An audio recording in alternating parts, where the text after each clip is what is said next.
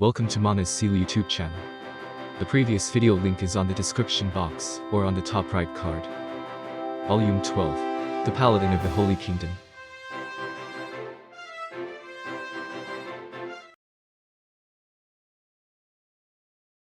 The Grand King Busser.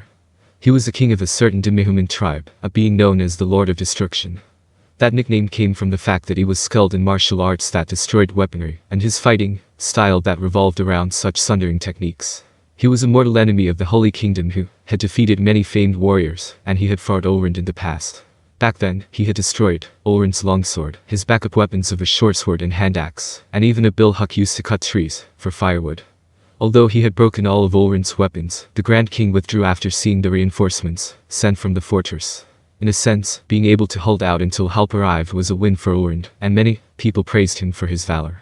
To Overlord, however, it simply meant that the Grand King did not think that slaying Overlord was worth the risk, and so all Overlord felt was a hollow sense of defeat. I do want to fight him again, but I guess I still can't beat him now. You probably need one of those people they call heroes to defeat him, otherwise it would be very difficult. Therefore, you've also heard of it, right boss? How that great warrior, Gazastronov, died in battle. Yes, I did. The higher-ups are debating hotly about how that's going to affect the surrounding countries. After all, the death of Gazastronov, known as the mightiest warrior of the Riesti's kingdom, was a matter of great interest to the soldiers of the Holy Kingdom, particularly the skilled ones. Do you know any specifics? I've heard some rough details. Apparently, he dueled a magic caster known as the Sorcerer King and was struck down.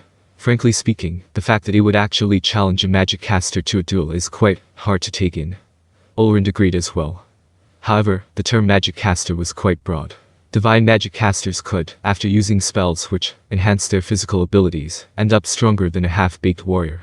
In addition, the paladins who were the pride of this nation could use magic too, so to some extent, one could not say they were not magic casters.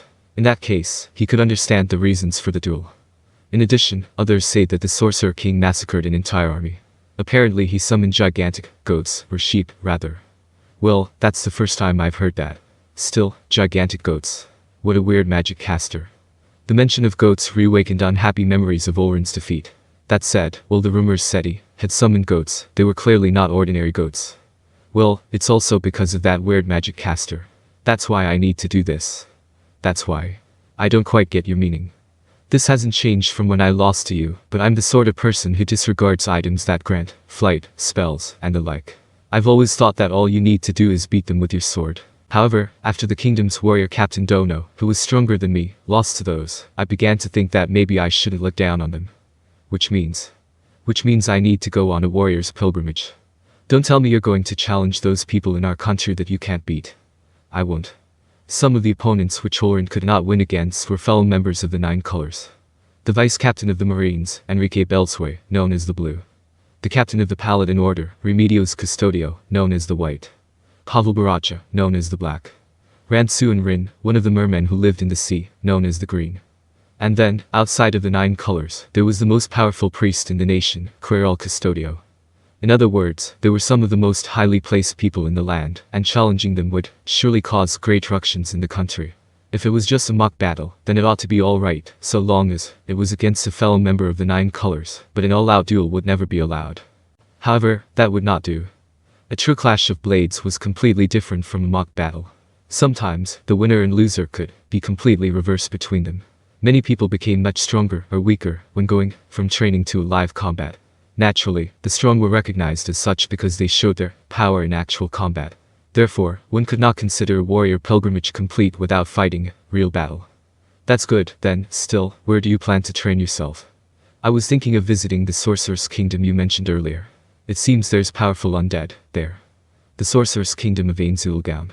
It would have taken an incredible attention seeker to actually name a country after themselves, but it was not entirely unthinkable. More to the point, it was a fact that the person who had done so had the power to back it up. I've heard of it from the merchants who travel between the kingdom and the Holy Kingdom. Thanks to the teachings of the Holy Kingdom's temples, the common man both hated and despised the undead. Even Pavel was no exception. No, Overlord thought. Pavel did not hate them because they were the enemies of the Holy Kingdom, but because they were his wife's enemies. However, he could not bring that up. While he did not lose himself in chatting about his wife as he did with his daughter, he still spoke far too much. The Holy Kingdom's stance is to tacitly acknowledge the existence of the Sorcerer's Kingdom, right? They say it's okay for people of the Holy Kingdom to go over there, right? There was no way to hide the fact that the Sorcerer's Kingdom, with its armies of the undead, was an intolerable foe of the Holy Kingdom. Many people had urged them to send out troops when they thought of how the people in the Sorcerer's Kingdom's capital of Eranto must be suffering. However, the Holy Kingdom presently faced the threat of the Demi-Humans, and they would not be able to conduct military operations in other countries without first pacifying the Hell region. The feelings of the people aside, the leadership's response to the Sorcerer's Kingdom did not escalate beyond half-hearted criticism. The Sorcerer's Kingdom, well, if you apply to the brass, you ought to be able to go over there as a member of the army. They view the Sorcerer's Kingdom as a threat second only to the Demi-Humans. It seems they want to ally with the theocracy against them. Really now. It seems there'll be a lot of problems due to religious differences, then. Yes, precisely. Well, that aside, if your affiliation doesn't change, you can receive the country's aid, and you can skip those annoying immigration checks. I think. If you go over, you'll be a godsend to the people who want to know more about the inner workings of the Sorcerer's Kingdom. Well, wouldn't that be nice? Still, if I did that, I couldn't just go around picking fights. The way you say that so seriously is really headache-inducing. I guess it'd be hard on you if it became an international incident, huh? The cold wind blew past them. For a while, Pavel went silent, his expression unchanged, but after that, he began muttering unhappily, as usual. I'm going to miss that ugly face of yours. Ulrich smiled wickedly. It was a ferocious, special grin, but he was being uncharacteristically shy. Pavel had not said, don't go, but neither had he said, go. He decided to make sure that he would have somewhere to return to. Sorry about that. Well, I'll come back after I become stronger. Want me to train you up at that time? Fancy you saying that. As Ulrich chuckled, Pavel laughed back at him in turn. Their laughter was every bit as ferocious as two wild beasts growling at each other. Just then, the bell rang. It would seem that it was time to change over to the night shift. They had spoken at great length, so they would wrap it up with one more thing. As Ulrich thought that notion evaporated from his mind as the bell continued to ring. Pavel, followed closely by Ulrich, looked to the hills. Those bells meant Demi-Humans sighted. Their visibility was clear up to over 400 meters away. In the past, there had once been forests and trees there, but the country had conducted a massive landscaping project as part of the wall's construction to flatten it out. However, at the furthest reaches of the expansive plains, where there were hills and other obstructions, they saw sparkles in the darkness and moving black shadows. Boss. It was impossible for Ulrich to discern the true identities of those Demi-Humans at this distance while in the dark. Therefore, he called on the man with the keenest eyesight. Yes, they're Demi-Humans, Snakeman, Pavel immediately answered.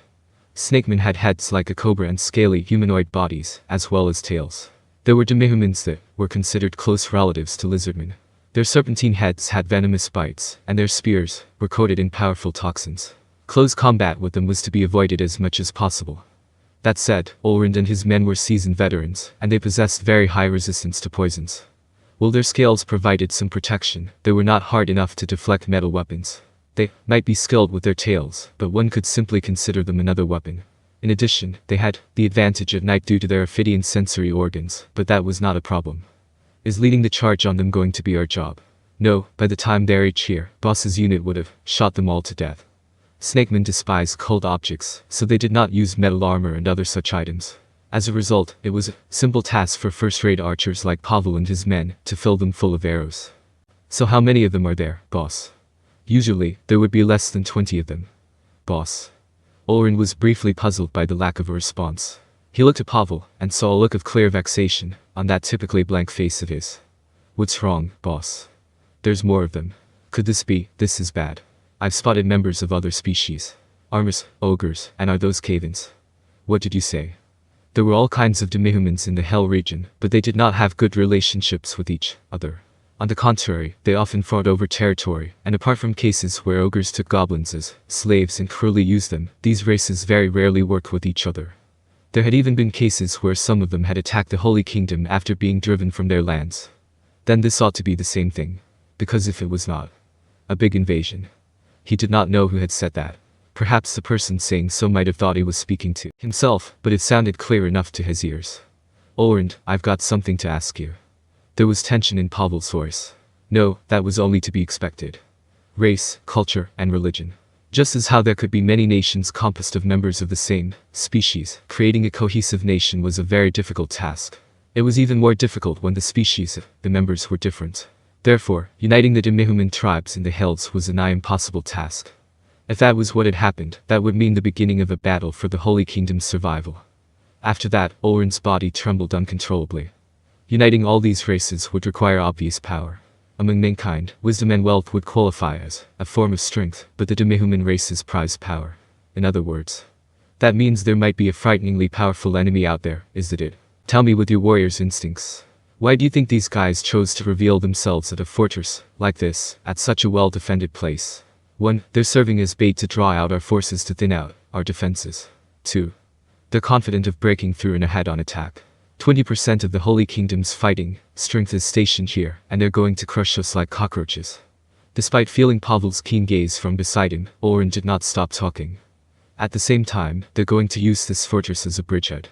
Then, they're going to crush the morale of the Holy Kingdom and boost their own morale. Isn't it? They might issue a mass mobilization order. Haha. A war like this has only occurred once before in the history of the Holy Kingdom, and now there's going to be another one like it in our time. What can we say to that? I'm going to report to the higher-ups. You come with me too. Got it, boss. Oi, you lot. This is going to be one hell of a party. Keep the backup weapons coming. If the enemy was an army, they would have to spend a lot of time forming their troops up. This was especially true if they counted numerous races among their number. However, the same applied to the defenders as well. Since they were an army, they would need time to prepare themselves. This held true even on the front line. There was a shocking amount of things which needed to be done. There was no more time to idle around. Orlando ran after Pavel.